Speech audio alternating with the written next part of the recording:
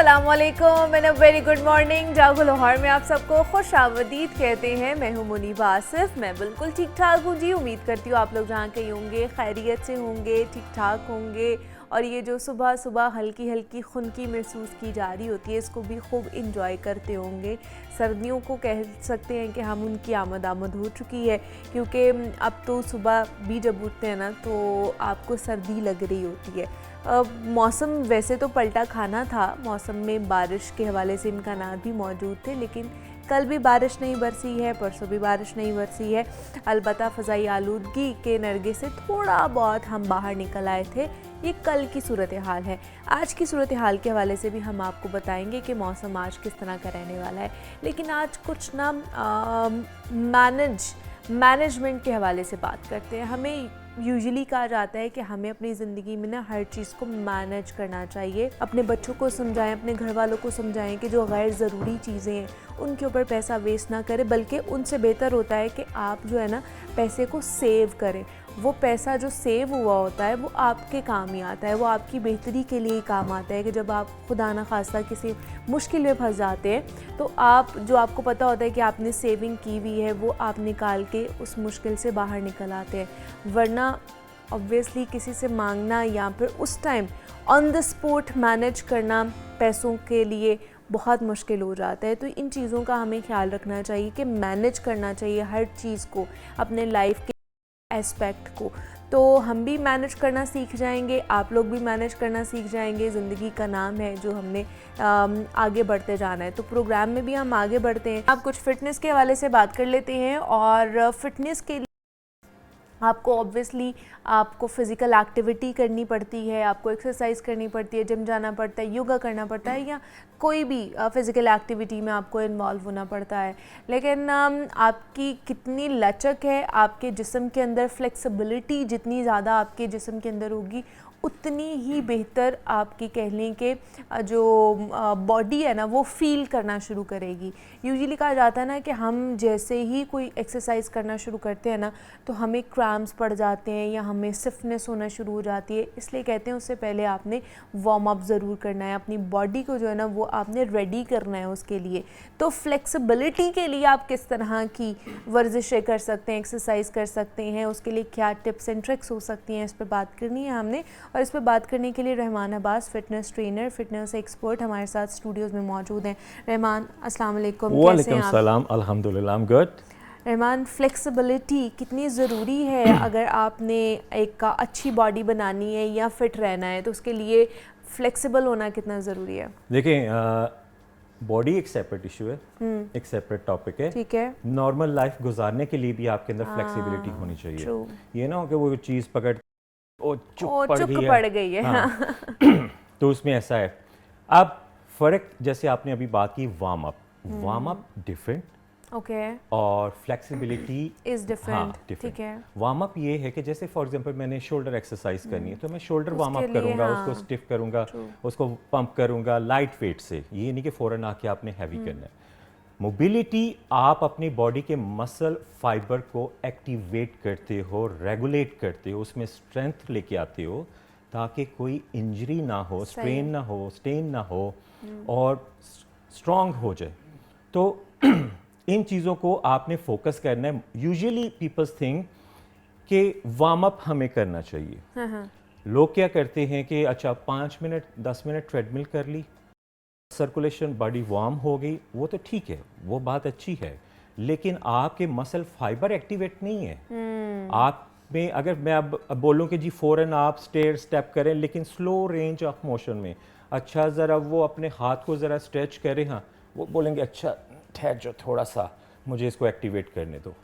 तो treadmill different, warm up different और mobility exercise different है। अच्छा। इसको आप एक जैसे एक फैमिली में नहीं रख सकते। अगर आपने वर्कआउट करना है, फर्स्ट आपकी मोबिलिटी वर्कआउट वो आपने करना है 4 से 5 एक्सरसाइजेज। फिर आपने जो मसल हिट करना है, ठीक है। चेस्ट है, आर्म्स हैं, शोल्डर है, तो उसके उसको लाइट वेट में आपने एक्सरसाइज करनी है, देन आपने जाके वर्कआउट फिर करना आपने वर्कआउट स्टार्ट करना है। यूजुअली ठीक है। Peoples come in the gym, तो वो क्या करते हैं, अच्छा जी फ़ौरन जी मैं बस छोड़ दो, मैंने आज बना के चले जाना, फ़ौरन लगाना शुरू कर देते। एक तो मसल और फिर रिस्पॉन्ड वो नहीं करता, इंजरी होने के चांसेस भी ज़्यादा हो स्टिफनेस ज़्यादा जाते हो हैं। जाती है, मसल टाइट हो जाता है और आपको जो रिस्पॉन्ड मिलना चाहिए मसल की तरफ वो से नहीं मिल रहा होता है। हाँ। फिर आप कहते हैं जी रिजल्ट नहीं हमारा आ रहा, Exactly इसी ऐसा वजह ही। से रिजल्ट नहीं आता है। फ्लेक्सिबिलिटी के लिए हमें किस तरह की एक्सरसाइज करनी चाहिए वो भी हमें बता दें, ताकि हमारे देखने वाले थोड़े से उनकी लचक आ जाए, उनके जिस्म Yes, के अंदर exactly. फ्लेक्सिबिलिटी आ जाए, ताकि अगर वो कामकाज भी कर रहे हैं, ये एक्सरसाइज भी करना चाहते हैं, तो वो अच्छे तरीके से परफॉर्म हो सके। कहते ये है कि जब बॉडी बन जाती है फ्लेक्सिबिलिटी ज़ीरो हो जाती है। अच्छा, ऐसा कुछ भी नहीं है, बॉडी के okay. साथ साथ फ्लेक्सिबिलिटी वर्कआउट भी आपने करना होता है। ठीक है। सो लेट्स सी मुझ में कितनी है और आप में कितनी है, हम देखते हैं। इसी को आपने कोई भी ट्रेनिंग है, देखें योगा है, पिलाटेस है, वर्कआउट एडवांस ट्रेनिंग में, उसमें मोबिलिटी है, स्ट्रेंथनिंग है, उसको आप इसके साथ अगर आप कहते हैं जी वो सेपरेट है, वो सेपरेट है, आपने ये करना है। डेली कोई भी आपका वर्कआउट है, 4 to 5 एक्सरसाइजेज आपने स्ट्रेचिंग करनी है, उसके बाद आपने वार्म अप करना है, फिर आपने ट्रेनिंग करनी है, फिर देखें रिजल्ट मिलता है या नहीं मिलता। फ्लेक्सिबिलिटी और स्ट्रेचिंग में डिफरेंस है, दोनों No. अलग चीजें हैं या देखिए एक ही है? स्ट्रेचिंग मसल को स्ट्रेच करेंगे तो उसमें फ्लेक्सिबिलिटी आएगी। ठीक है। एग्जाम्पल, मैं अपनी लेग को एक नॉर्मल रेंज में कर रहा हूँ, मेरा पाँव एकदम आगे चला गया, पेन शुरू हो जाएगी, होता है यूजुअली, आप स्टूडेंट्स को देख लो, वो बोलेंगे ओह खिंच पड़ Cramps पड़ गई, गए, मसल स्टिफ हो गया, ठहरो मुझे ठीक करने दो।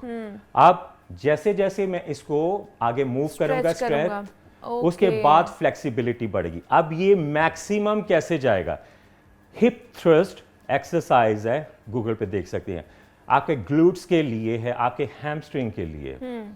आप उसका फायदा क्या है कि आपको अगर आप ये एक्सरसाइज करते हैं तो शर्टिका नहीं होती, हो जाता है सबको, एक दफ़ा मुझे भी हुआ था।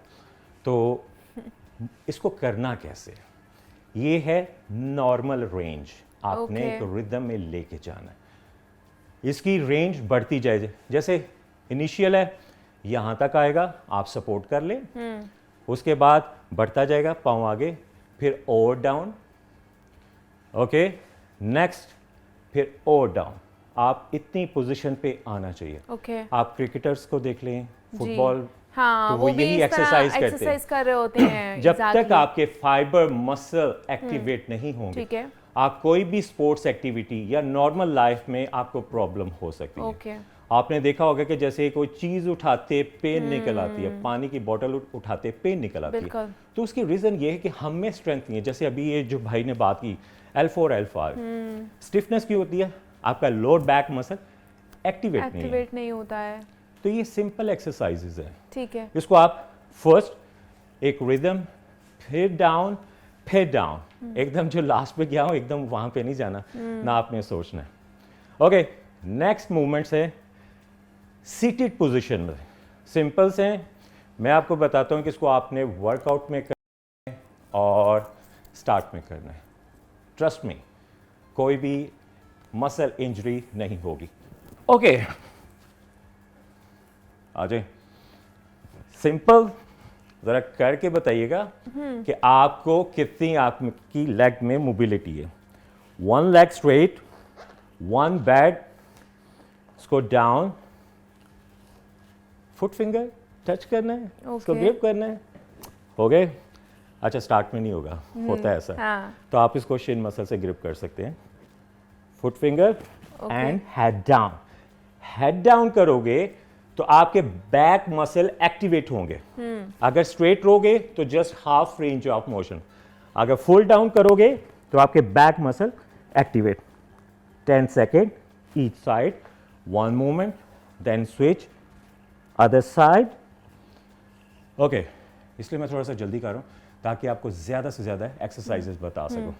दोनों पाँव क्लोज, एल्बो से नी को डाउन साइड आपने प्रेस करना है, फुट्स को ग्रिप करना है, हेड डाउन, इसको डाउन साइड आपने हिट करना है, प्रेस करना है, देन 10 सेकेंड होल्ड।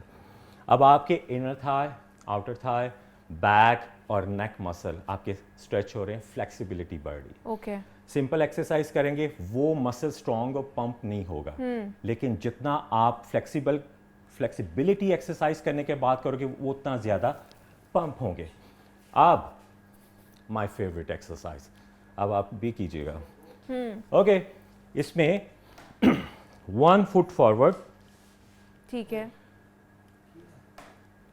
अगर लेफ्ट साइड है तो लेफ्ट साइड हैंड पोजीशन मैं फुट फिंगर के साथ थाइस के अंदर शिन मसल के साथ सेट करूंगा। मैं स्लो रेंज में कर रहा हूँ। ठीक है, बैक जो लेग है नी फ्लोर पे, then straight up. Okay, slow range में मैंने आपको करके बताया ताकि आपको आसानी से पता चल जाए। Hold, then slowly switch other side. Okay, again shin muscle के साथ arms position up. Okay, hold करना है। 1 2 3 4 5। ओके, ठीक है, perfect exercise, my favourite, I do every day. तो आप भी अगर करेंगे तो ज़्यादा अच्छा। Next exercise, foot position maximum wide. इसकी 3 पोजीशंस आपने करनी है। First, body down, shin muscle पे grip, then second position 5 second, second position हाथों को लूज छोड़ देना है। ठीक है, देन अगर हाथ फ्लोर पे नहीं लगते देन आप पाँव को क्लोज करके फिंगर्स टच कर सकते हैं। उसके बाद आपकी पोजीशन बनती जाएगी हाथों को टच करने की। तो आपने 10 सेकंड होल्ड करना है। 1, ये बिगनर है।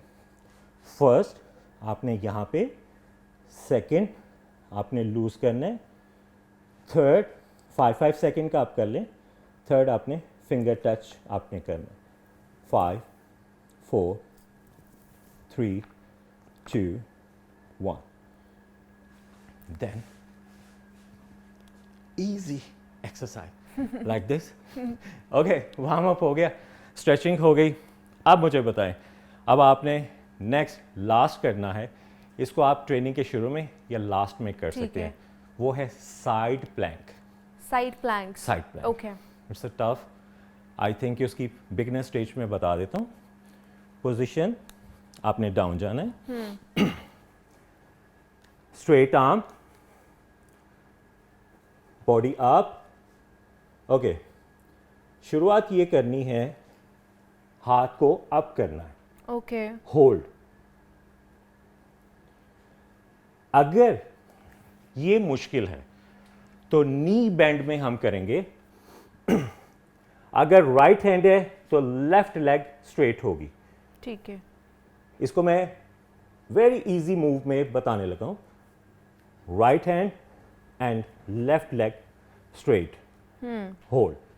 ये L4 L5 बैक स्टिफनेस के लिए बेस्ट एक्सरसाइज। ठीक है, साइड मूवमेंट्स में बताता हूं। ओके गाइस, आ जाए। Right hand, left leg straight, hold 5 to 10 second, seconds, ठीक है, देन स्विच अदर साइड। अगर आपकी बॉडी शिवर करती है या कहीं बैलेंस में नहीं आती तो इस एक्सरसाइज से आपकी बॉडी बैलेंसिंग में परफेक्ट पोजीशन बनती जाएगी। So these are all exercises perfect for mobility. Mobility और फ्लेक्सिबिलिटी के लिए। अच्छा जी, आज की भी बड़ी अच्छी एक्सरसाइज आप लोगों को जो है ना रहमान ने बता दी है कि आपने फ्लेक्सिबिलिटी किस तरह लेकर आनी है अपनी बॉडी के अंदर, ताकि आप एक्सरसाइज करने जाएं या आप रोज़ाना की बुनियाद पर जो अपने काम कर रहे होते हैं वो अच्छे तरीके से आप परफॉर्म कर सके। रहमान अब्बास हमारे साथ मौजूद है। Thank you so much Rahman, आप आए, इसके ऊपर बात की और हमें डेमो भी दिया, हमें सिखाया भी। जनाब स्मॉग से जिस तरह हम आपको बताते रहते हैं कि जनाब स्मॉग बहुत सारे अमराज का शिकार बना रही है इंसानों को, हमें, और हम इफ़ेक्ट हो रहे हैं, हमारी सेहत जो है बहुत ज़्यादा इससे इफ़ेक्ट होती जा रही है। ख़ास तौर पर एलर्जी के पेशेंट्स बहुत ज़्यादा आ रहे हैं जो रिपोर्ट हो रहे हैं हॉस्पिटल में। दूसरा, जिनको दमे का या सांस का प्रॉब्लम है उनके लिए ये जो फ़ज़ाई आलूदगी है, ये जो जब स्मॉग ज़्यादा हो जाती है, क्रूशल डेज़ हो जाते हैं उनके लिए कि वो बाहर नहीं जा सकते, वो अच्छे तरीके से अपना काम नहीं कर सकते, जॉब पे पे बेहतर तरीके से परफॉर्मेंस नहीं दे सकते हैं। तो आज का सेगमेंट उन लोगों के लिए है कि उन्होंने स्मॉग के दौरान अपने आप को जो है ना एलर्जी से या दमे का मसला है तो उसको मज़ीद वर्सन होने से किस तरह बचाना है, होम्योपैथी में इसका इलाज क्या है, क्या क्या जो है ना इसमें अद्वियात जो है वो ली जा सकती हैं। तो इस पर बात करने के लिए डॉक्टर सैयद हमजा बुखारी हमारे साथ स्टूडियोज़ में मौजूद है, होम्योपैथिक स्पेशलिस्ट हैं। तो उनसे आपकी मुलाकात कराते हैं। डॉक्टर साहब आपको वेलकम कहते हैं जागो लाहौर में। कैसे हैं आप, ठीक ठाक हैं? जी अल्हम्दुलिल्लाह जी, अल्लाह पाक का बड़ा शुक्र। डॉक्टर साहब ये शुक्र है 2 दिन से तो हमारी फ़िलहाल फ़िज़ा जो है वो बेहतर है, ए क्वालिटी इंडेक्स हमारा बेहतर है, लेकिन उससे पहले की सूरत हाल आपके सामने हमारे सामने है कि 500, 600, 700, 800 तक हमारा ए क्वालिटी इंडेक्स गया है और उसकी वजह से जो नॉर्मल पर्सन है वो इतना ज़्यादा सफ़र कर रहे हैं, गला ख़राब, फ्लू और खांसी बहुत ज़्यादा आ रही है। तो जो एलर्जी और जिनको दमे का मसला है वो उनके लिए तो क्या ही सूरत हाल होती होगी? बिस्मिल्लाहिर्रहमानिर्रहीम। जी बिल्कुल, आपने बिल्कुल बजा फरमाया कि हमारे ये पिछले कुछ सालों से पाकिस्तान में जो स्मॉग है इसने अपने जो पंजे वो बड़े बुरी तरह से गाड़ रही हैं और हमारी गवर्नमेंट की जितनी भी एक्टिविटीज़ हैं उसके ऊपर ज़ाहिर बात है कोशिश तो हो रही है, लेकिन खाली गवर्नमेंट के एक करने से ऐसी चीज़ें नहीं होती। हर इंसान को, जितने भी फ़र्द रहने वाले, हर एक को अपना उसमें पार्टिसिपेशन वो जब तक नहीं करेगा तो हम इस बीमारी से या इस जो चीज़ें हैं इन्वायरमेंट, इससे हम अपनी जान नहीं छुड़ा सकते बेसिकली। तो बाकी रहा जहाँ बात की जा रही है स्मोक की और सांस की एलर्जी की, ये डेफिनेटली जो लोग का तो इम्यूनिटी सिस्टम बहुत ज़्यादा वीक है, उनको दमे है या दमे के अस्थमा के मरीज़ जिसको हम बोलते हैं, उन लोगों को तो अगर जो प्रॉब्लम आ रही है वो बढ़ जाती है ऐसे मौसम में। जैसे ही ये गलूदगी या गंदगी आती है, दमे की बीमारी में भी बेसिकली यही चीज़ है कि हमारे जो माहौल में जैसे मुख्तलिफ इसकी इकसाम आ जाती है ना दमे के लिए, उसमें सबसे पहले हम ये चीज़ देखते हैं कि अगर जिन लोगों को पॉलन एलर्जी है या जिन लोगों को डस्ट से एलर्जी है, इवन के घर में झाड़ू दे दिया जा रहा है या पर्दे झाड़े जा रहे हैं या कोई पालतू जानवर है या कोई ऐसी चीज़ है, तो उससे भी जो है वो एलर्जी हो जाती है। तो फिर एक जब इन्वायरमेंट पूरे शहर का ही इस तरह का हो तो डेफिनेटली फिर सांस लेना तो बहुत ज़्यादा मुश्किल हो जाता है कि आप उसमें जो है वो सांस लेना मुश्किल आ जाता है। तो उसके लिए आपको अपनी इम्यूनिटी या अपनी चीज़ें जो वो इन्हेंस करना बड़ा ज़रूरी हो जाता है इसके लिए बेसिकली। तो क्या एहतियात क्या करनी चाहिए ऐसे लोगों को जिनको एलर्जी का मसला है, जिनको सांस का अस्थमा का मसला है इस स्मॉग के सीज़न के दौरान? बिकॉज आगे तो और ज़्यादा होगी स्मॉग, फॉग भी होगी और फिर स्मॉग भी होगी, तो उनके लिए एहतियात क्या है जो वो बरती जा सकती है? अच्छा देखें जी, इसमें बेंगे होम्योपैथ डॉक्टर, मैं कुछ ऐसी होम्योपैथिक अद्वियात भी आपको इसमें थोड़ा सा गाइड कर देता हूँ और कुछ ऐसी चीज़ें एहतियात। तो सबसे पहले मैंने अक्सर प्रोग्राम में बताता हूँ कि जो हमारी आपको जो आप स्टीम जो बेसिकली लेते हैं ना, आप स्टीम के लिए ज़रूरी नहीं है कि आपके पास एक नोबलाइज़र हो तो अच्छा। आप उसको स्टीम लें। आप एक स्टील की देशकी में जस्ट एक पानी गर्म करें, उसके ऊपर टॉवल जो रिवायती तरीका था हमारा बिल्कुल उसमें ले, उसमें आपको कोई किसी किस्म की कोई दवाई, कोई वेक्स, कोई चीज़ डालने की ज़रूरत नहीं है। सिंपल अगर कोई भी इस तरह के अस्थमा के पेशेंट हैं या जिनको एलर्जी है या जिनको सांस लेने में मुश्किल हो रही है स्पेशली इन मौसम में, और आगे जैसे ही मौसम में फॉग आती है और उसके बाद सर्दी शुरू हो जाती है, तो जाहिर बात है आपको मालूम है कि बेसिकली जो दमा है या अस्थमा है इसमें हमारी जो सांस की नालियाँ ये तंग होना शुरू हो जाती हैं, इसमें बलगम जमना शुरू हो जाता है। तो मोस्टली ऐसी होता है कि वो लोग जब उसको नहीं निकाल पाते तो फिर उसमें ये चीज़ बढ़ना शुरू हो जाती है। अब जो अगर आप एहतियात के बारे में कहें तो अब मैं उन पेशेंट्स का नाम लेता हूं कि जैसे आप, मैंने एक चीज़ बता दिया कि आप अगर पानी गर्म करके स्टीम ले रहे हैं उसमें अगर आप होम्योपैथिक की दवाई आती है स्पॉन्जिया टोस्टा डॉक्टर मसूद कंपनी की, वो आप ले लें और उससे आप उसके 10 कतरे से डाल के अगर आप उसको इनहेल करें तो आप बिलीव करें कि जो सांस की नालियां हैं इसके ऊपर जो सोजिश आ रही है, ये तंगी आ रही है, ये विद इन टाइम इवन के जो लोग इनहेलर इस्तेमाल कर रहे हैं वो भी कहेंगे कि नहीं हमें उतना इनहेलर से फ़ायदा नहीं हो रहा जितना इस दवाई से इस्तेमाल हो रहा है। बेसिकली मैं कोई ऐसी चीज़ें हम अब आपके प्रोग्राम में बैठ के कभी हम ऐसी चीज़ नहीं बताते कि जी आप ये जड़ी बूटी ले लें या ऐसा कर लें। बेसिकली वो चीज़ बूटी का देखा जाता है कि कोई भी आप हर्ब इस्तेमाल कर रहे हैं तो वो देखा जाता है कि वो जो प्लांट है उसकी जो हर्ब हमने इस्तेमाल करनी है, उसके लीफ इस्तेमाल करने हैं, उसकी टहनी इस्तेमाल करनी है या उसकी रूट्स इस्तेमाल करनी है। होम्योपैथिक तरीका इलाज में बेसिकली दवाई को जो बनाया जाता है या लिया जाता है वो पूरी साइंटिफिक तरीके से हाइजेनिक करके इस्तेमाल की जाती है। और इसी तरह फिर जब जो लोग अपना इसमें एक मैंने जैसे बता दिया कि स्टीम ली जाती है, उसके बाद जो तो सेकंड नंबर पे आ जाए कि जो लोग अदरक का कहवा अब देखें ना, अदरक का कावा अगर रोज़ाना एक कप पी लेते हैं तो डेफिनेटली उससे भी आपकी जो सांस की नालियाँ हैं वो बेहतर रहती हैं।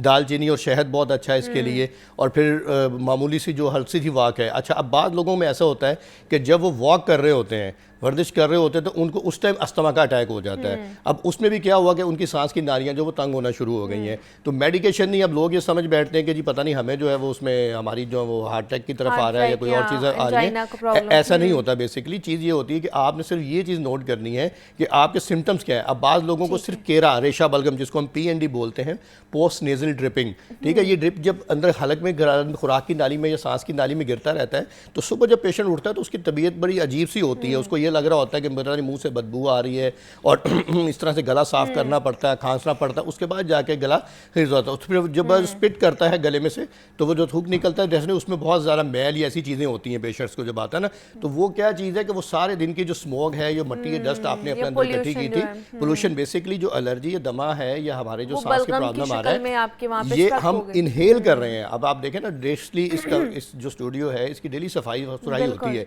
तो हमें अपनी जो बॉडी के लिए, जहाँ पर हम एक्सटर्नली अपनी बॉडी का ख्याल रखते हैं, इसको साफ सुथरा रखने के लिए इंटरनली जो है उसके लिए आपको मुशक्कत ज़्यादा करनी पड़ती है। उसको आपको अपना मतवाजन ग़िज़ा, अपनी खुराक प्लस अद्वियात और प्लस जो इलाज है उसकी तरफ जाए तो फिर ये चीज़ें बेहतर। और कॉलर है कश्मीर से, उन्होंने हमें कॉल की है, मोहम्मद रफीक साहब है। अस्सलाम वालेकुम। वालेकुम अस्सलाम जी, रफीक साहब कैसे हैं? ठीक ठाक हैं? शुक्र अल्लाह का, ठीक ठाक। मैडम साहिबा और डॉक्टर साहब को मेरा सलाम देना। तो वो मेरा 10 साल का ना। जी जी, डॉक्टर साहब सुन रहे हैं आपको, पूछिए। तो वो उसको ये है कि वो बात करते करते जो उसका सांस रुक जाता है, पहले तेज बात करता है ना, बाद में थोड़ी देर के बाद उसका सांस रुक जाता है ना, वो स्लो हो जाता है। ठीक है, क्या उम्र है उसकी? 10 साल है। अब्दुल रफीक नाम है उसका। ठीक है। स्टिमरिंग का मसला बोल रहे हैं, उनको बच्चे को बोलने में मसला है या सांस का? कहते हैं बोलते बोलते उनका सांस रुक जाता है। अच्छा, सांस रुक जाता है। बेसिकली सांस उसमें तो देखना पड़ेगा कि ये सांस जो रुक रहा है, इसमें इन्होंने हार्ट का टेस्ट करवाया है बच्चे का, या इन्होंने जो है अपना उसमें लंग्स का कोई एक्सरे वगैरह ऐसा करवाया है कि रेशे का प्रॉब्लम तो नहीं है, या बच्चों को वैसे जो है कोई नर्वस सिस्टम जो है उसका वो वीक है। ये सारी चीज़ें देख के फिर पता चल सकता है। या बच्चे का सांस बहुत ज़्यादा फूलता है, तो उन्होंने जो भी अपनी इन्वेस्टिगेशन मेडिकली करवाई है उसकी रोशनी में फिर आगे देखा जा सकता है कि आखिर बच्चों को क्या प्रॉब्लम आ रहा है, या बच्चा एनीमिक है, उसको खून की कमी है, ये चीज़ें भी हो सकती हैं। हो सकते हैं, बिल्कुल। आप ये हो सकता है कि आप डॉक्टर साहब से कांटेक्ट करके पूरे बच्चे की हिस्ट्री बताएं और देन जाके डॉक्टर साहब आपको बेहतर तरीके से इसका सजेस्ट कर सकते हैं कि आपको क्या करना चाहिए। तो बहुत शुक्रिया रफ़ीक साहब कि आपने कॉल की है। अच्छा, इसमें जिनको दमा रहता है, यहाँ पे एलर्जी होती है, इनको किस तरह की ग़िज़ा लेनी चाहिए? बिकॉज इम्यूनिटी लो होती है, तो इम्यूनिटी को बूस्ट करने के लिए किस तरह की ग़िज़ा लेनी चाहिए? जी, ग़िज़ाएं तो मैंने आपको बता दी, जो इसके टोटके बेसिकली जो कह देते हैं ना, ठीक है ना। जैसे अगर मैंने अदरक का कावा बोला, अगर वो बंदा कहता है नहीं जी मैं अदरक का कावा तो नहीं पी सकता, तो हमारी जिंजीबर दवाई आती है, आप उसके 10 कतरे लें, पी लें, ठीक है। सस्ती सी दवाइयाँ, कोई दवाई भी हमारी इतनी एक्सपेंसिव नहीं है। उसके बाद अगर जो आ जाते हैं आर्सेनिक एल्बम, कुव्वत मदाफ़त बढ़ाने की सबसे बेहतरीन होम्योपैथिक अद्वियात हैं आर्सेनिक एल्बम। उसके बाद ब्लाटा ओरिएंटल एक दवाई हमारी आती है, क्लेमाइटस आती है, इस तरह करके। फिर अगर कम्बिनेशन में हम आ जाते हैं तो उसमें हमारे कुछ HR4 है, वो बहुत अच्छा करता है। IVF के एक कुछ सिरप आ रहे हैं हमारे मार्केट में, वो बस ही अच्छी अवेलेबिलिटी है इसमें। फिर बायोप्लास्टर नंबर 2 एक हमारा आता है। ये मैं वो चीज़ें बता रहा हूँ कि जो हमारे पेशेंट्स को बहुत ज़्यादा फ़ायदा करती हैं। और फिर दालचीनी अगर नहीं ले रहे तो सैरामोनियम होम्योपैथिक में अगर आ जाएँ, ठीक है, इंग्लिश नाम इसका सैरामोनियम है, तो वो आप उसके 10 कतरे पी लेंगे तो वो भी वही काम करेगी। अगर जो लोगों के पास टाइम नहीं है कि जी मैं पानी गर्म नहीं कर सकता, मैं कावा नहीं पीता, मुझे एलर्जी हो जाती है या मुझे अच्छा नहीं लगता टेस्ट, तो वो डेफिनेटली वो फिर उसको ड्रॉप्स को इस सूरत में इस्तेमाल कर सकते हैं। और बाकी जो मैंने आपको चीज़ें बताई कि आप लहसुन है, अदरक है और दालचीनी और शहद है, ये चीज़ें जब इस्तेमाल करते हैं तो आपका जो लाइफस्टाइल है वो डेफिनेटली बहुत ज़्यादा आपकी इम्यूनिटी बेसिकली, तो आपने अपनी इम्यूनिटी को बिल्ड करना है ना। तो इम्यूनिटी को बिल्ड करने के लिए जो आपकी सांस की नालियों में सोजिश है, जो तंगी आ रही है, उसको कम करना है। अब एंटी इन्फ्लेमेटरी जब अद्वियात दी जाती हैं तो फिर क्या होता है कि वो उसको कम कर देती हैं डेफिनेटली। तो अच्छा, इसलिए दूसरा डॉक्टर साहब, क्या ये एलर्जी या दमा मुकम्मल तौर पर भी ख़त्म हो सकते हैं कि नहीं? नहीं, देखें ये डिपेंड करता है कि अगर तो कोई जेनेटिक आ रहा है, उसमें बच्चे को आ रहा है और जेनेटिक जेनेटिक चीज़ों में आ रही है, फैमिली हिस्ट्री आ रही है। अब बाज़ पेशेंट ऐसे भी आते हैं कि जिनको आप ये जितनी मर्जी अद्वियात दे रहे हैं लेकिन उनको फ़र्क नहीं पड़ रहा होता, इवन कि एलोपैथिक या होम्योपैथिक या हिकमत किसी भी चीज़ में चले जाएँ, तो उनको भी अपना जो तर्ज ज़िंदगी है वो चेंज करना पड़ता है, उसके बाद जाके ये चीज़ें बढ़ती हैं। अब देखें ना, अब एक बंदे को एलर्जी है, पेट से एलर्जी है, तो डेफिनेट जब भी वो किसी पेट के पास गुजरेगा या जाएगा, अब डस्ट में एलर्जी है, अब इस मौसम में जो हमारे लाहौर का आजकल एनवायरनमेंट जा रहा है, इसमें डेफिनेटली कहाँ पर आप सांस ले सकते हैं, पॉसिबिलिटी नहीं है। अब हर बंदा तो गाड़ी अफोर्ड नहीं कर सकता, या हर बंदा तो एयर के प्योरीफायर नहीं लगवा सकता, तो इसमें और फिर देखा जाए उसमें हमारे मुआशरे की भी बड़ी गलती है। हम सब कुछ अपनी अद्वियात देखिए, एहतियात और शऊर सबसे पहले, जैसे दुनिया न्यूज़ और लाहौर न्यूज़ जो आप लोगों को इतना ज़्यादा शऊर पैदा कर रहे हैं, बेसिकली असल काम ये कर रहे हैं कि आप इलाज बाद में आता है, सबसे पहले आपको शऊर दिया जाता है, उसके बाद आपको परहेज एहतियात बताई जाती है, उसके बाद फिर आप डॉक्टर की तरफ जाते हैं। तो हमारा तरीक़ेकार ये है कि हम आसानी देखते हैं कि नहीं जी एक बूटी लो तो उसे डाल दो, भाई आप किसी डॉक्टर से जाकर मशवरा करके तो ये दवाइयात को आप होम्योपैथिक इस्तेमाल कर सकते हैं। और सेकेंडली ये है कि आप ये देखें, आज बाहर खड़े हो जाएं, आप सड़क पे देखें, आपको मेरा ख्याल 1% लोग भी मास्क लगाए नजर नहीं आएंगे। ऐसे ही है, बिल्कुल ऐसे, सही कहा। वो इंतजार कर रहे हैं बीमार होने का, खांसने का, चीज़ें का, फिर शाम को कहना नहीं जी हमें खांसी आ रही है। क्यों कि जब खांसते हैं तो डेफिनेटली जब रिस्पिरेटरी सिस्टम आपका जब तक क्लियर नहीं होगा तो उस टाइम तक आपको सोजिश भी रहेगी और वो आपको जो प्रॉब्लम है वो होती रहेगी। बिल्कुल सही बात की है डॉक्टर हमजा ने कि आपने एहतियात खुद भी करनी है, तभी जाके आप बेहतर तरीके से ज़िंदगी गुजार सकते हैं। मास्क जो है लोग लगा कर बाहर निकलते नहीं और बाद में कहते हैं जी फ़िज़ा हमारी बहुत ज़्यादा मुज़र हो चुकी है और गवर्नमेंट कोई ना काम नहीं कर रही है। तो थोड़ा बहुत आपका भी तो कंट्रीब्यूशन बनता है ना कि आपने जो फ़िज़ा ख़राब की है अब उसको बेहतर करने के लिए आप भी कुछ काम करें और अपने आप को बचाने के लिए भी कुछ आप काम कर सके। डॉक्टर सैयद हमजा बुखारी हमारे साथ मौजूद है। डॉक्टर साहब थैंक यू सो मच कि आप आए, इसके ऊपर बात की। ब्रेक लेते हैं, मिलते हैं इस ब्रेक के बाद।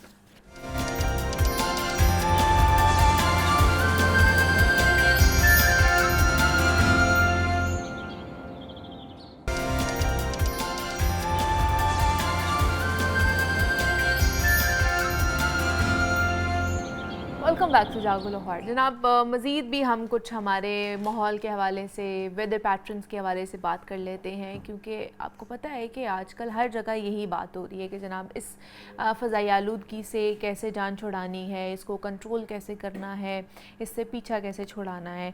तो मौसम तो चूँकि बदल रहा है और इस बदलते मौसम में ये जो स्मॉग का दौरानिया है ये कितना रहने वाला है, कैसे ख़त्म किया जा सकता है, क्या क्या हमारे पास ऐसे कह लें कि इक़दामात हैं जो करने चाहिए, हमें इनिशिएटिव्स हैं जो लेने चाहिए, पॉलिसीज़ इख्तियार करनी चाहिए जिनके थ्रू हम इन चीज़ों को या फिर जो हमारा वेदर पैटर्न चेंज होता जा रहा है इसको बेहतरी की तरफ लेकर जा सकते हैं।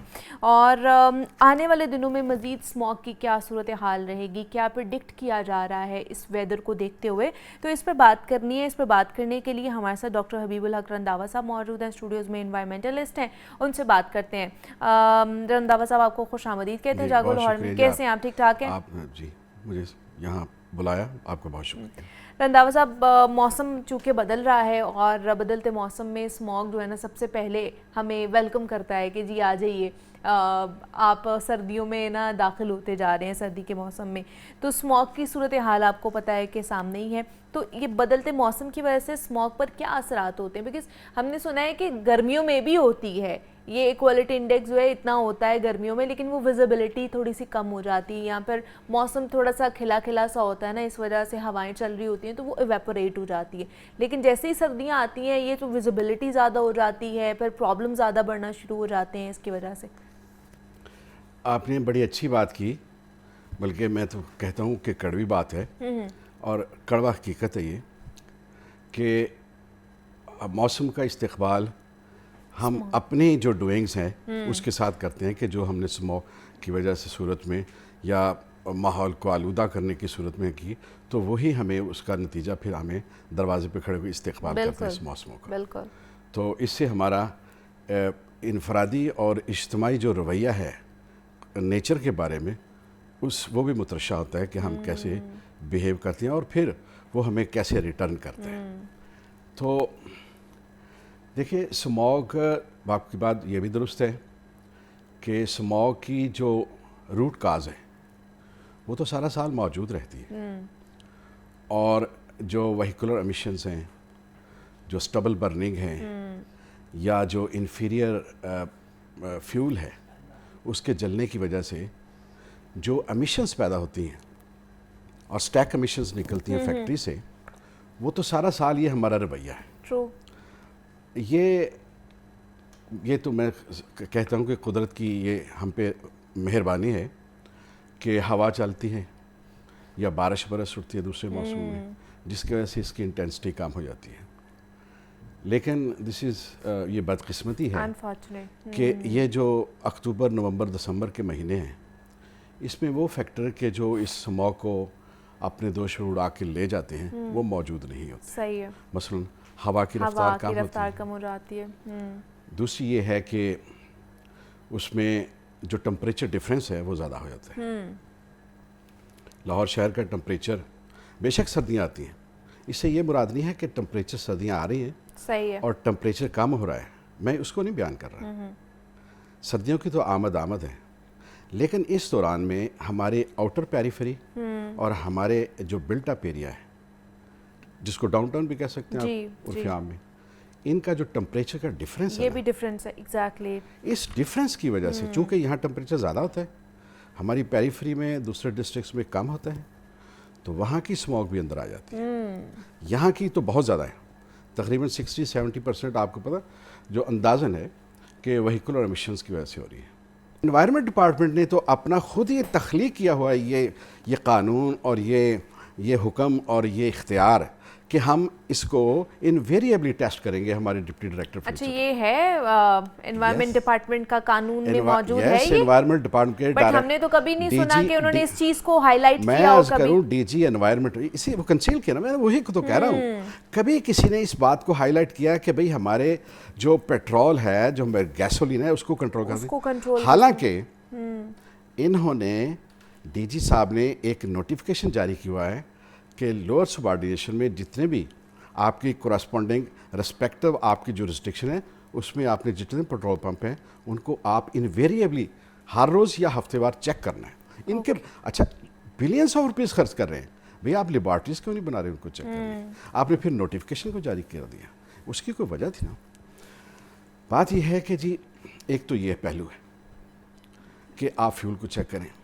दूसरा सवाल ये है कि फ्यूल जब आता है गाड़ियों के अंदर, गाड़ियों का शायद ज़्यादा कसूर नहीं है, अगर वो गाड़ियाँ बीमार हैं तो उस फ्यूल की वजह से। ये तो ऐसी है कि जिस खुराक की वजह से एक कोई बंदा बीमार है, आप कहें इसको चेक करो, इसको बाहर फेंक दो। आप ये नहीं कहते भी आप जो जहाँ से फीडिंग हो रही है उसको करें, ठीक है जी। अब मुझे बताएं क्या गाड़ी का जो ये लोहा है उसके अंदर से इम्प्योरिटीज आ रही है? ये काला धुआं जो आ रहा है, क्या उसके इंजन में तो जाहिर आ रहा है, लेकिन क्या उस सिस्टम में नहीं आ रहा है? सिस्टम तो वो चीज़ें कि जो उसको रिक्वायर्ड नहीं है एनर्जी के लिए, वो उसको बाहर निकाल रही है, और वो कहाँ से आ रहा है? वो तेल से आ रहा है। आप उसको कंट्रोल करें। दूसरी ये बात है कि गाड़ियों की जहाँ ये स्ट्रेटजी अडाप्ट करनी है कि आपने गाड़ियों की रनिंग को कम करना है शहर के अंदर, बड़ी अच्छी स्ट्रेटजी है। उसमें यह है कि फैमिली लेवल पे हम मैनेजमेंट कर सकते हैं कि भाई एक गाड़ी के अंदर आप अगर 4-5 अफराद हैं जिनको मुख्तलिफ काम है इंटरवल्स पे, तो एक बंदा चले जाए ट्रांसपोर्ट का, जो पब्लिक ट्रांसपोर्ट का इस्तेमाल वो तो पब्लिक ट्रांसपोर्ट नहीं, एक अपनी गाड़ी भी जो है स्कूल के बच्चे के छोड़ना है, खातून खाना ने कहीं जाना है काम के लिए, शॉपिंग के लिए, या मर्द हजरात ने जाना है काम के लिए, एक ही गाड़ी में उसमें थोड़ा सा मैनेजमेंट कर लें। ये तो खैर इंडिविजुअल है, इसमें इतना फ़र्क शायद। दूसरा फ़र्क जो ज़्यादा पड़ेगा वो ये है कि आप अपनी कमर्शियल सेटअप को, आप अपने ऑफिशियल सेटअप को, ठीक है जी, आप अपनी हर चीज़ को शहर के सेंटर में ला रहे हैं। ये शहर एक बीमार शहर है, जब कोई बीमार हो जाए। लेकिन अब कोशिश कर रही है गवर्नमेंट के जितने भी इस तरह की मार्केट्स हैं या ऐसी चीज़ें हैं उनको पेरिफ्रीज में लेकर जाया जाए, सेंटर से निकाल के। नहीं देखिए, ये कोर्ट्स हैं इतनी सारी, सिविल कोर्ट्स भी सारे लाहौर की इधर है, हाई कोर्ट्स पूरे पंजाब, आधे पंजाब की इधर है, सही है, ठीक है जी। बाकी जो इसके ट्रिब्यूनल हैं, उसकी चीज़ें हैं, वो सारी इस इलाके में सेंटर्ड है, मार रोड के ऑन इधर साइड ऑफ मार रोड और यहाँ। तो भाई आप इसको कम से कम लाहौर में रहने का शौक़ है, अगर से देखिए क्लाइंट भी बाहर से थे, उनकी केस भी बाहर से है, दूसरे आप उनको वहाँ भेज दें, कोर्ट्स के बेंच वहाँ बना दें, फैसलाबाद बना दें, आप ओकाड़ा बना दें, आप शेखुपुरा बना, चले ना बनाएं, कोई आपकी मजबूरी होगी, लेकिन कम से कम इन ऑफिस को, इन कोर्ट्स को आप लाहौर की पैराफरी में बियॉन्ड दी सर्कुलर रोड आप ले जाएं, जो आपका रिंग रोड है वहाँ ले जाएं, ताकि देखें इसकी जो स्टैक कमीशन है या जो व्हीकुलर कमीशन है उसकी जो ज़रर है ना जी, उसका नुकसान तब होता है जब उसकी इंटेंसिटी ज़्यादा होती है। ठीक है जी, हमें अपनी प्लानिंग बेहतर करने की ज़रूरत है। जो इक़दामात कर रहे हैं वो देखें कि वो सफिशेंट हैं, इफ़ेक्टिव हैं या नहीं हैं। हबीबुल हक रंधावा साहब हमारे साथ मौजूद है। रंधावा साहब बहुत शुक्रिया, थैंक यू कि आप आए, इसके ऊपर बात की। जनाब अब आपको बताएं कि मुख्तलिफ जो है ना वो मंसूबे बनाए जा रहे हैं। एक ऐसा ही मंसूबा है जिसको जलो रिज़ोर्ट कहा जा रहा है, जिसका नाम है, और इसमें अहम पेशरफ्त सामने आई है। पेशरफ्त ये है कि जलो रिज़ोर्ट के नए डिज़ाइन और बैनुल अक़वामी मयार के लिए 423 मिलियन रुपए ख़र्च होंगे। एक पूरा रिज़ॉर्ट बनाया जा रहा है और आलमी स्टैंडर्ड्स के मुताबिक ये तैयार करने का फ़ैसला किया गया है। इसमें क्या क्या चीज़ें शामिल होंगी इसके ऊपर बात करेंगे। फिर तालीम के हवाले से बात करनी है कि लाहौर के स्कूल्स में फ़ेक इनरोलमेंट का सिलसिला भी जारी है। इसमें क्या क्या चीज़ें हैं इस पर भी हम बात करेंगे। आतिफ़ परवेज़ हमारे साथ इन स्टूडियोज़ में मौजूद हैं। आतिफ़, आपको वेलकम कहते हैं, कैसे हैं? ठीक है जी, मैं ठीक हूँ, आप कैसे हैं? मैं भी ठीक हूँ। आतिफ़, सबसे पहले जलो रिज़ोर्ट के हवाले से बात कर लेते हैं। ये रिज़ॉर्ट बनाया जा रहा है, क्या क्या इसमें चीज़ें होंगी, कब तैयारी इसकी मुकम्मल होगी, कब हम जा सकेंगे वहाँ पर विज़िट करने के लिए? देखिए, ये जलो रिज़ोर्ट तो पहले से मौजूद था। अच्छा। उसमें ये था कि कुछ सहूलियात थी, फिर इसको कहा गया कि इसको इम्प्रूव किया जाए, इसको बैनुल अक़वामी मेयार क्या बनाया जाए, इसकी अपग्रेडेशन की जाए। तो ये मंसूबा कुछ 3 साल पहले शुरू हुआ था। तो 3 सालों में ये कहा गया कि इनकी रेनोवेशन हो रही है। जो वहाँ पर 4-5 रिज़ॉर्ट के अंदर कमरे थे कि आप वहाँ पर जाकर शहरी रात रह सकते हैं और बुक करवा के, जैसा कि मुख्तलिफ पार्क होता है तो वहाँ जाके माहौल को एंजॉय कर सकते हैं। तो 3 सालों से इसकी डेवलपमेंट का काम चल रहा था। हर साल ये कहा जा रहा था कि इसको रेनोवेट किया जा रहा है, अपग्रेड किया जा रहा है, इस साल मुकम्मल कर लिया जाएगा। अब इसमें एक नई चीज़ शामिल कर दी गई है कि ना सिर्फ इसकी अपग्रेडेशन की जाएगी बल्कि इसको आलमी मेयार का बनाया जाएगा। तो इसके लिए ख़ुसूसी तौर पर बजट भी रख दिया गया है, तकरीबन 500 मिलियन 423 मिलियन जो है वो इसके ऊपर खर्च होंगे।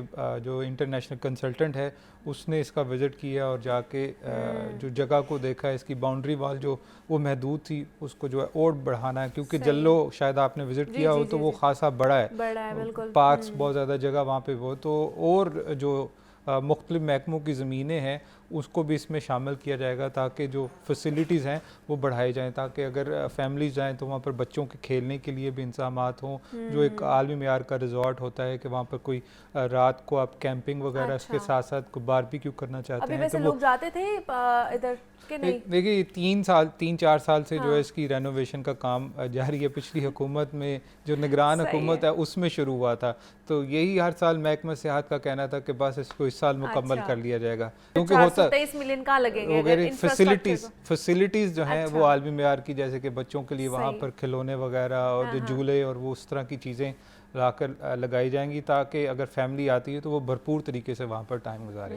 ये फेक इनरोलमेंट का क्या मामला है, क्या वजह है? आउटसोर्सिंग से बचने के लिए ये मामला चल रहा है? देखिए, एक तो बुनियादी वजह यही है कि हुकूमत की जानिब से कहा गया और महकमा स्कूल एजुकेशन की पॉलिसी है कि जहाँ पर 100 या 100 से कम बच्चे हैं उन स्कूलों को आउटसोर्स कर दिया जाएगा। पिछले दिनों भी एक स्कूल जो है उसको करीबी स्कूल में जम कर दिया गया सिर्फ इसलिए कि उस बिल्डिंग में सिर्फ 80 बच्चे थे। हमने पहले भी एक स्टोरी की थी कि कितने बड़े बड़े स्कूल हैं, उनमें किसी जगह पर 100 इनरोलमेंट है, किसी जगह पर 150 है, तो वो बजट भी खर्च हो रहा है, टीचर भी मौजूद हैं, लेकिन इनरोलमेंट तरीके से नहीं है।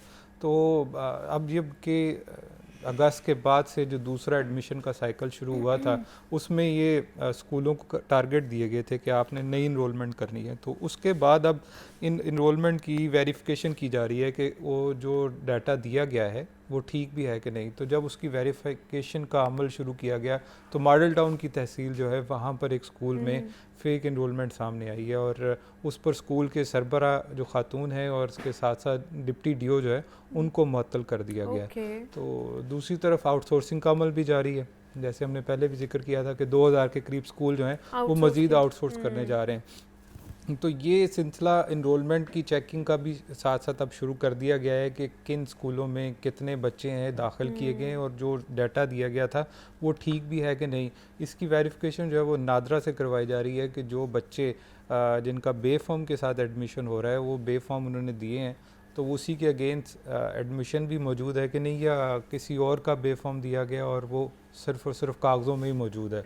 तो ये डिस्ट्रिक्ट एजुकेशन अथॉरिटी लाहौर ने एक केस पकड़ा है, तो तवक्को बल्कि ख़दशा यही है कि और स्कूलों में भी इस तरह की फ़ेक इनरोलमेंट मौजूद है, क्योंकि एक तो उनको टारगेट्स हैं कि हर साल आपने नए दाखिले करने ही होते, 10% के करीब नए दाखिले करने होते हैं वो भी, और दूसरा जो आउटसोर्सिंग का पहलू है उसको देखते हुए जो स्कूल सरबराहान हैं वो ये कर रहे हैं, एक तो अपनी कारकर्दगी दिखा रहे हैं कि हमने इतनी ज़्यादा इनरोलमेंट कर ली, और दूसरा अगर वो ज़्यादा इनरोलमेंट शो करते हैं तो स्कूल भी आउटसोर्स होने से बच जाएगा। अब ये शहर के अंदर माल टाउन तहसील है जहाँ पर शहर के अंदर अब दूसरे अगर थोड़े से मुजाफाती इलाकों में चले जाए जो बॉर्डर्स एरिया हैं वहाँ पर क्या सूरत हाल होगी, और ये सिलसिला चल रहा है और फेक इनरोलमेंट जो है वो दिखाई जा रही है, और सिर्फ अपनी कारकर्दगी और स्कूलों को बचाने के लिए। जैसे आपने कहा कि इनको हर साल महकमा स्कूल एजुकेशन की तरफ से टारगेट दिया जाता है कि 10% जो इंक्रीज़ होनी चाहिए इनरोलमेंट के अंदर, लेकिन क्या उनको फैसिलिटीज़ भी दी जाती हैं कि जिसकी वजह से बच्चे जो है वहाँ पे आए, माँ बाप बच्चों को पढ़ाई के लिए उन स्कूल्स में भेजें ताकि उनकी इनरोलमेंट ज़्यादा हो? क्या फैसिलिटीज़ उधर मौजूद हैं, लैब्स मौजूद हैं, कमरे मौजूद हैं, इंफ्रास्ट्रक्चर बेहतर है उन स्कूल्स का? देखिए वो अप टू द मार्क तो नहीं है, बहुत सारे स्कूल जो हैं, बल्कि मैं कहूँगा 50% स्कूल ऐसे हैं जहाँ पर सहूलियात का फुकदान है, लेकिन जहाँ पर सहूलियात हैं इतने बड़े बड़े स्कूल भी हैं और टीचर्स भी मौजूद हैं। 9वीं और 10वीं में जाकर लैब्स की ज़रूरत होती है, जो छोटी क्लासेस हैं वहाँ पर तो लैब्स की उतनी ज़रूरत नहीं है, लेकिन वहाँ पर अगर अच्छे तरीके से कैंपेन चलाई जाए तो ये इनरोलमेंट बढ़ सकती है, ना कि आप फेक डाटा दिखा के कि हमने इतनी इनरोलमेंट की है। अब अक्सर टीचर जो है वो काम करते हैं, मेहनत करते हैं, बच्चों को पढ़ाते हैं और कोशिश करते हैं कि स्कूल का नाम हो, बच्चे जो आ रहे हैं वो पढ़ के जाएं, सीख के जाएं, लेकिन कुछ ऐसे तो जिनका सिर्फ़ और सिर्फ तनख्वाह लेना मकसद होता है कि हमने तनख्वाह मिल रही है, हमने काम नहीं करना, अंदर बैठ के स्कूल में सियासत करनी है, किसी तरीके से हम जो है किसी की टांग खींच रहे हैं कि जो काम करें वो काम ना करें, ताकि जब एक काम करता है तो फिर स्कूल दूसरे को भी करना पड़ेगा ना, बाकियों को करना पड़ता है। तो ये सिलसिला भी है जिसकी वजह से जब काम नहीं करना पड़ता और काम करना ना आता हो तो फिर आप 2 नंबर इस तरह के तरीके आजमाते हैं जिससे आप जो है फेक इनरोलमेंट, जाली चीज़ें जो है वो सामने लगाते हैं, तो वो पकड़ी तो जाती हैं। सही है। तो ये सहूलियात का फुकदान तो मौजूद है, वो तो बेहतर करना ही करना है, लेकिन जो टीचर्स की अपनी ज़िम्मेदारी है, जो स्कूल सरबराहान की ज़िम्मेदारी है, वो भी तो करनी है ना, उसको भी तो चेक करना है। अब ये एक स्कूल में जो फेक इनरोलमेंट सामने आई है तो मज़ीद स्कूलों में भी ये ख़दशा मौजूद है और ये फेक इनरोलमेंट मौजूद है, हर साल जो है इस तरह की इनरोलमेंट सामने आती है। अब वज़ीर तालीम जो है राना सिकंदर हयात, इन्होंने ख़ुद एक पिछले साल इस बात का, बल्कि इसी साल इंकशाफ किया था कि 10 लाख के करीब फ़ेक इनरोलमेंट जो है हमने मुकम्मल तौर पर जो डाटा था 1 करोड़ 14 लाख उसमें वो निकाला है। तो कोई इस वक्त 1 करोड़ और 4 लाख हैं। अब इनकी भी वेरिफिकेशन नहीं हो पाती मुकम्मल तौर पे, तो वो डाटा अगर वेरीफाई करने जाते हैं तो उसमें फ़ेक इनरोलमेंट सामने आती है। अब टीचर जो हैं वो बेफॉर्म भी ठीक तरीके से, जो वालिदैन आते हैं, अब ये शर्त रखी गई है कि अगर एडमिशन करवाना है किसी बच्चे का तो बेफॉर्म मौजूद होना चाहिए। ये तमाम तर चीज़ थी। इनके लाहौर के जो स्कूल हैं उनमें फ़ेक इनरोलमेंट का सिलसिला जारी है, उसके ख़िलाफ़ महकमा स्कूल एजुकेशन क्या कर रहे हैं, मज़ीद इसको किस तरह हैंडल किया जाएगा। हमारे साथ आतिफ़ परवेज़ मौजूद है। Atif, thank you so much कि आप आए। ब्रेक लेते हैं, मिलते हैं इस ब्रेक के बाद।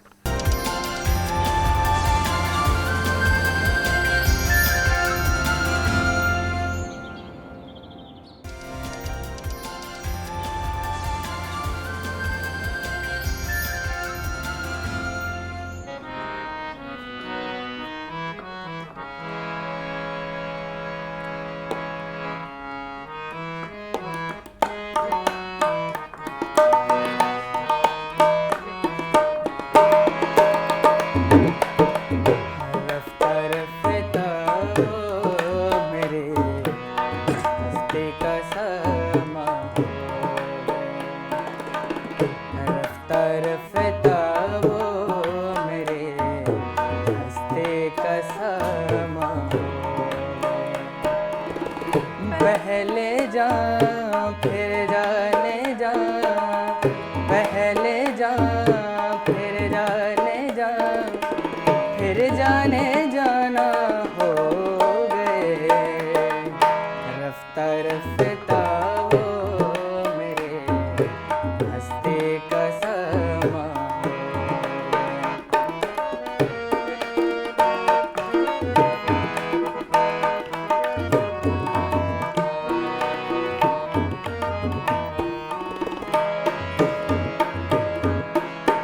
दिन ब दिन बढ़ते रहे इस हुस्न के रानाया, दिन ब दिन बढ़ते गए इस हुस्न के रानाया, आ पहले गुल फिर गुल बदन, पहले गुल फिर गुल बदन, फिर गुल बदामा हो गए, रफ्ता रफ्ता वो मेरे हंसते का समा हो गए।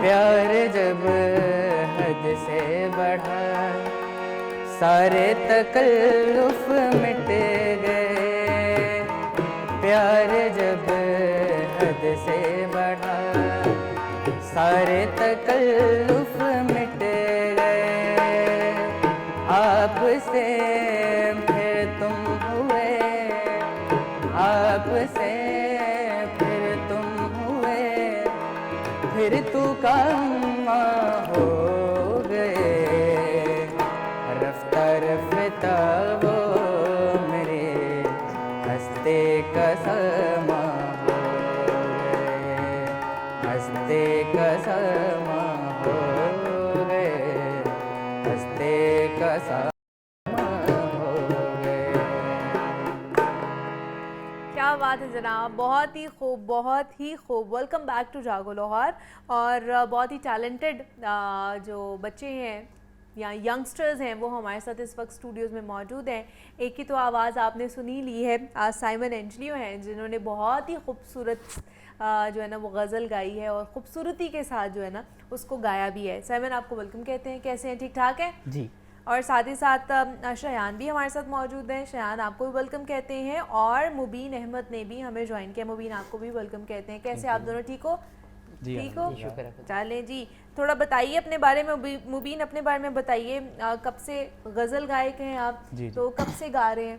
जी, जब से 2016 से मैंने शुरू किया था। ठीक है। उसके बाद मैंने अपना पहला कंपटीशन ऑल पाकिस्तान में शिरकत की, जिससे मैं गोल्ड मेडलिस्ट रह चुका हूँ। हाँ, अभी भी आप लोगों ने पाकिस्तान म्यूज़िक कॉन्फ्रेंस भी जीता है ना, आप दोनों ने जीता है, तो उसका एक्सपीरियंस कैसा रहा? जी, काफ़ी अच्छा एक्सपीरियंस था और काफ़ी यानी कि मज़ा आता है, और काफ़ी साल बाद उसकी पूरे साल प्रैक्टिस वगैरह करते रहना, काफ़ी वो एक अच्छा एक्सपीरियंस होता है। तो आपका कैसा एक्सपीरियंस रहा साइमन, ये जो अभी कंपटीशन आप लोग जीतते हैं? बहुत अच्छा, सीखने को बहुत मिलता है, और जब साथ गा रहे होते हैं तो ज़्यादा कॉन्फिडेंस बढ़ता है। तो दोनों इकट्ठे ही गाते हैं, एक साथ ही गाते हैं? हाँ, सोलो भी गाते हैं। सही है, तो ये तो बड़ी अच्छी बात है। साइमन आप कब से गा रहे हैं? उन्होंने तो स्टार्ट किया ना 2016 में, आपने कब से स्टार्ट किया? मुझे 13 साल हो गए हैं, मैं जब 4 साल का था तब से मैं सीख रहा हूँ, और डिफरेंट टीचर्स से, उस्तादों से सीख के तो फिर तो अभी भी सीख रहे हैं? जी, अभी भी सीख रहे हैं। और आप भी सीखा है आपने मुबीन, आपने भी कहीं से? जी, उस्ताद से? जी, उस्तादों से ही। और म्यूज़िक तो एक यानी कि ड्राइवरी है, जिस तरह आप सीखते चलते आते हो, सीखते चलते जाते हो, उतनी अच्छी होती जाती है, प्रोफेशनल बनते जाते हैं। चले, दैट्स रियली गुड। तो मुबीन अब आप क्या सुनाएंगे हमें? जी, मैं मेहदी हसन खान साहब की चलें, डन।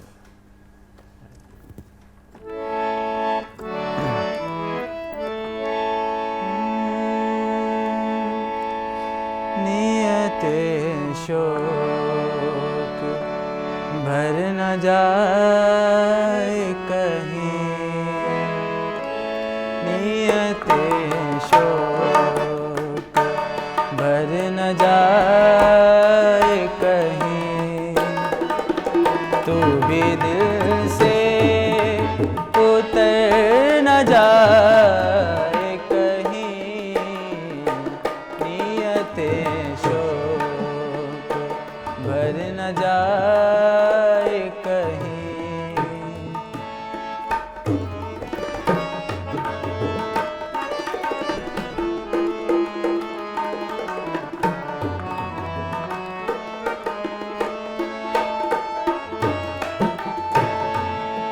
आज देखा है तुझको देर के बाद, आज देखा है तुझको देर के बाद, आज का दिन गुजर न जाए कहीं, तू भी दिल से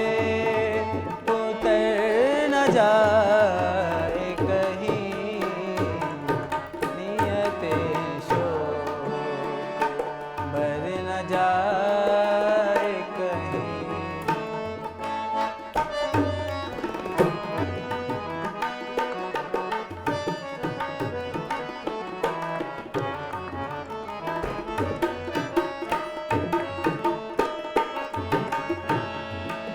ना मिला कर उदास लोगों से, ना मिला कर उदास लोगों से,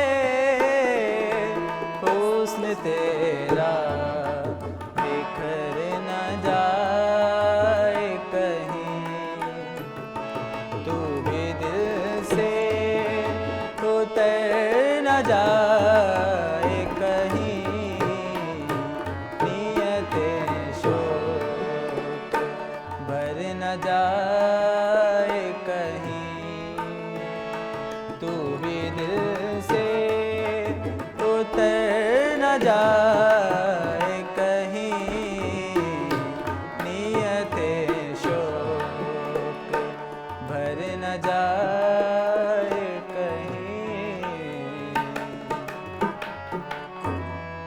क्या बात है जनाब, बहुत ही खूब। तो किसको सुनते हैं ज़्यादा आप साइमन?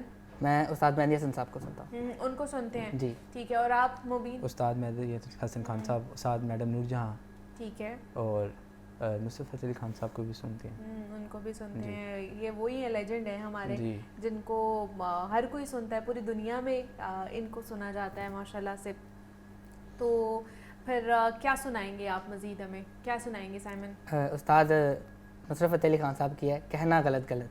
अच्छा ठीक है, दोनों का साथ हो जाएगा जी, ना? जी, ठीक है, डन।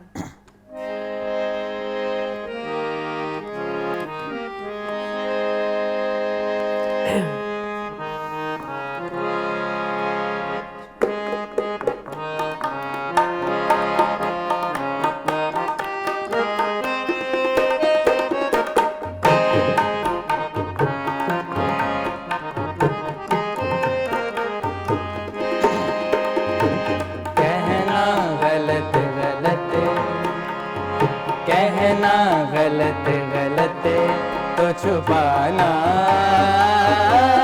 सही सही, कहना गलत गलत तो छुपाना सही सही, कासिद कहा जो उसने बताना सही सही, कासिद कहा जो उसने बताना सही सही, कहना गलत गलत तो छुपाना सही सही, कहना गलत गलत तो छुपाना सही सही, कासिद कहा जो उसने बताना, कासिद कहा जो उसने बताना सही सही, कासिद कहा जो उसने बताना सही सही।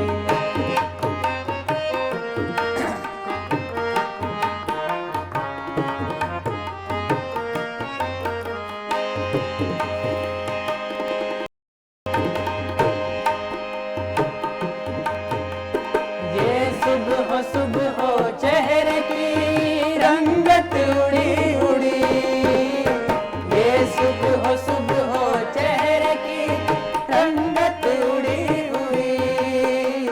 कल रात तुम कहाँ, कल रात तुम कहाँ थे बताना,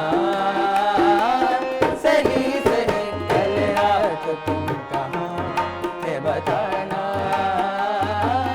सही सही कहना, गलत गलत तो छुपाना।